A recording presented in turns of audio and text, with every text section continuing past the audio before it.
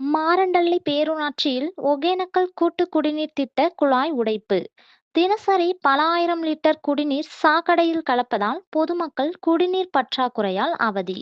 தருமபுரி மாவட்டம் மாரண்டள்ளி பேரூராட்சியில் சுமார் 3000த்திற்கும் மேற்பட்ட குடும்பங்கள் வசித்து வருகின்றனர்.